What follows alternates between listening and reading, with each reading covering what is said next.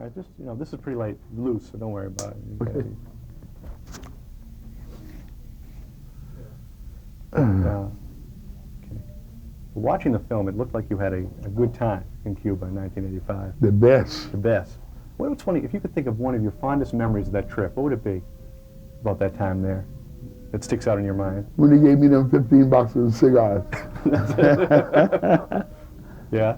No, it was nice. You see, I guess the reason that he invited me, I made a speech at the beginning. It's on the, you see the speech? Yes, I made yes.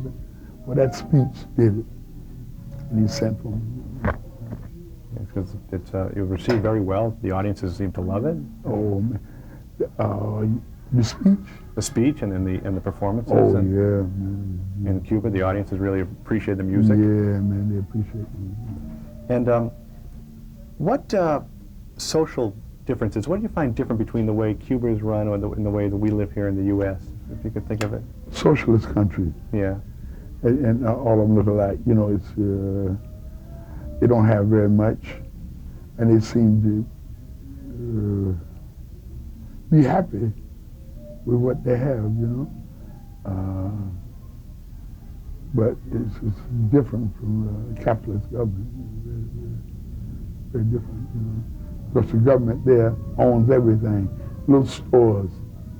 You go in there and buy some gum, they own that, you know. So it's all government. It's all government. Do you find the people any different, or do you find the way that they react to the music the Oh same? man, they're so warm. When I made this speech, I looked out in the audience, and they were crying. Looked like the whole, as far as you could see. Yeah, really? Yeah. When they translated it into Spanish. Yeah. And it was interesting that I was watching the movie, and you had found some similarities between Cuba and your home of South Carolina. What were they that you found the same? Religion. Fidel told me this.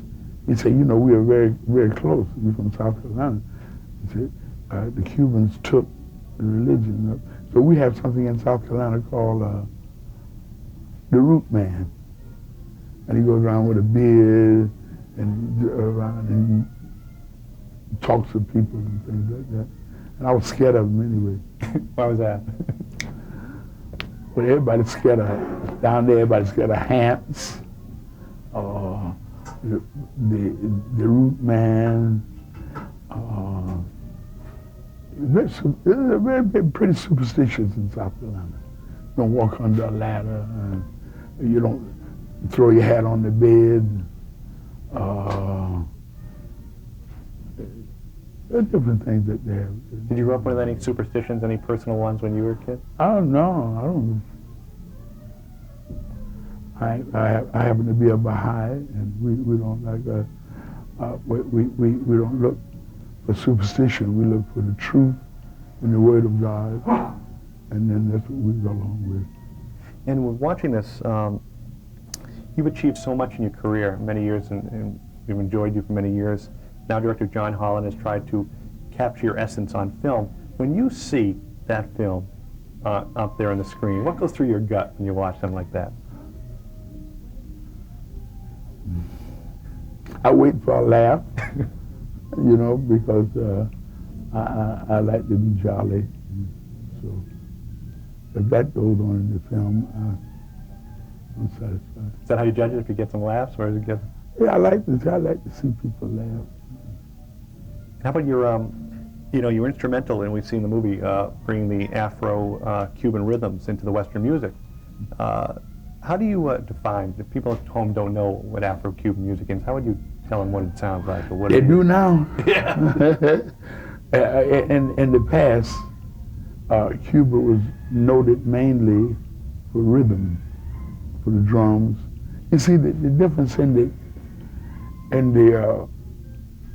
the situation, the development of an art form in the United States and in Cuba. Cuba stuck right with it. They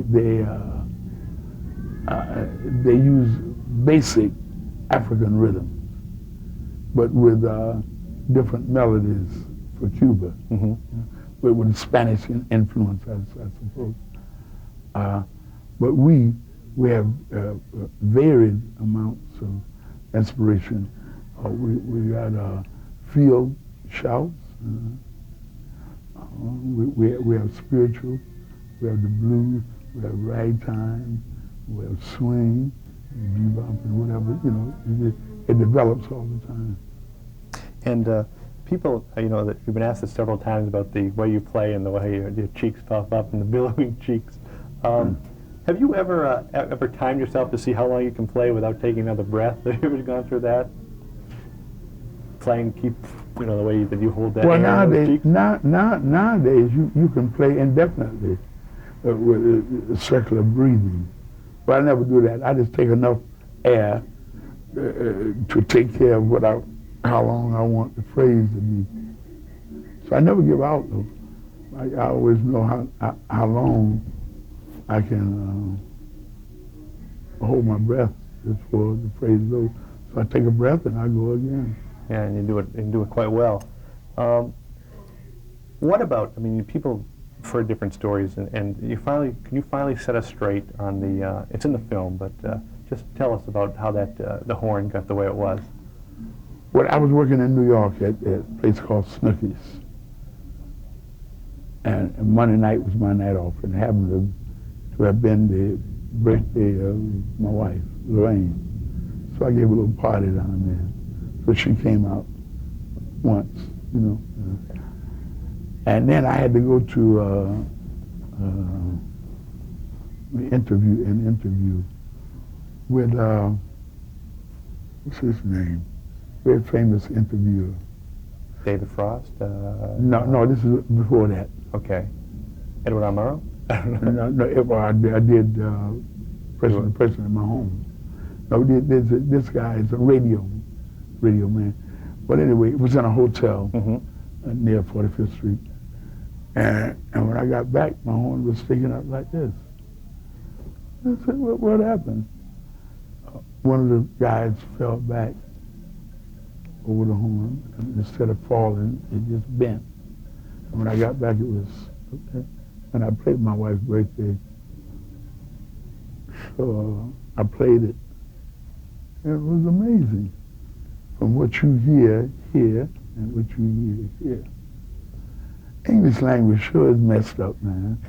What you hear here and what you hear here. Right. Here, H-A-R-H-E-R-E, two, same thing, and spelled different. There is a word for that. I don't know what it is. What is the, what, homonym? Synonym? No, I don't. So do you now have your, the horns, are they made specially like that? Yeah, I'm getting a new one this week, too. How often do you get new ones, as far as? Well, I only had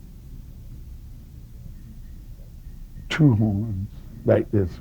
I had a couple of straight ones. But I'm gonna probably have about 3 now. And that'll be enough for about 10 years. 10 years, they last that long, yeah. When you're on stage, when you're performing, how do you know in your mind when you're really cooking out there? I mean, is there a certain way you can tell that you're going and it's like jelly or whatever? If you're intelligent. That's it, huh? It's not musical intelligence, or how you phrase, or how what notes you accent. You go. It's like drawing a picture. You know, you take your pen in hand, and you start here, and you know you got to go here. So you go whatever means of getting there, you do it on instrument. You get there, you know. And is the audience some guide at all? I mean, can you tell the way they react, you know, the people that come to see you? It has a big difference in your performance. Audience, some people say no, but I feed off an audience. Get a laugh every now and then. It helps you roll, right? It helps you it keeps you going.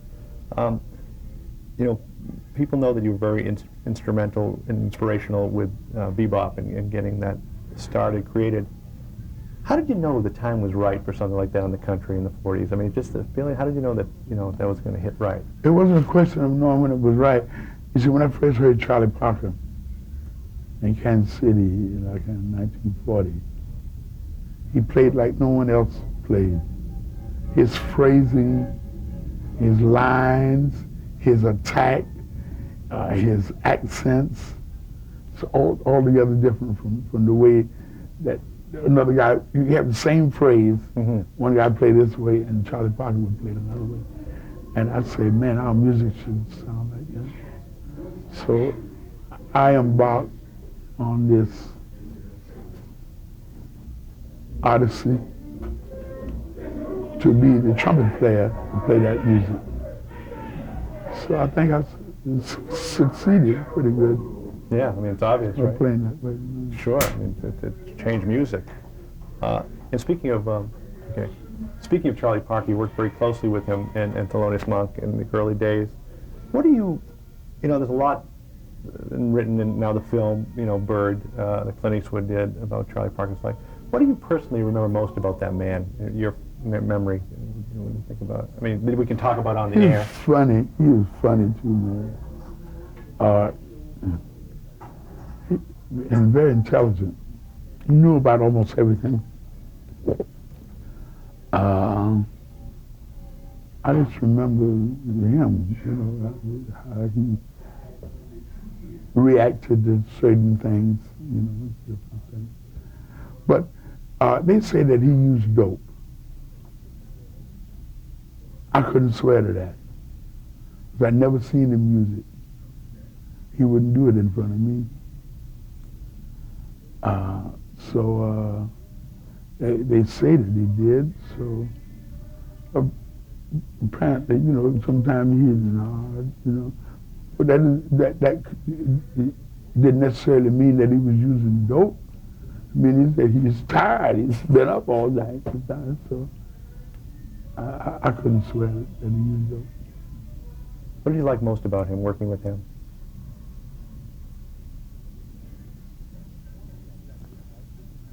One of the things I didn't like was that he didn't come on time. But he played so well, after you got there, you forget about it in 2 minutes. I don't know, there are many facets of his character that I liked. Yeah. He's very warm. He walked into Carnegie Hall once with one rose. That one rose was probably his last dollar. And he walked on the stage with the rose, gave it to me and hugged me. It was very touching. You got to have a warm guy. Very warm. Very warm. With music now, we're going into the 90s. Say the next 10 to 15 years, where do you see music headed? The next music of the next 10 or 15 years will be unified in the Western Hemisphere. The music of Brazil, Cuba, the West Indies, and the United States will be unified. So when you hear a band, you won't know where they came from. Really, it's going to be. Because all of them will be equally as well in any media, any one of the 4 medias. You think music will... They do it now. Yes. Will they be able to take that? Will people be able to appreciate that? They're in for a good shock. Right. And I'm sure they will. Well, they like all of it. They like Brazilian music. So part of it would be in Brazilian, part of it would be in Afro-Cuban, part of it would be in West Indian, part of it would be in the straight-ahead jazz. And so they have to pick out what they like best, they have a wider range. So you see that happening in the next 10, 15 years? Yes, it'll be here. And you'll be here to do it. I'll be here, yes. When, for all the years that you've been entertaining us, you've enriched our lives with your music and messages, when people talk about Dizzy Gillespie and the words and music, what do you want them to be talking about when they mention your name? Did you see his jaws? Anything to remember would be all right with me. Well, you've certainly enriched a lot of our lives, and we thank you very much. And Night in Havana is going to even further it when people see it in the theaters.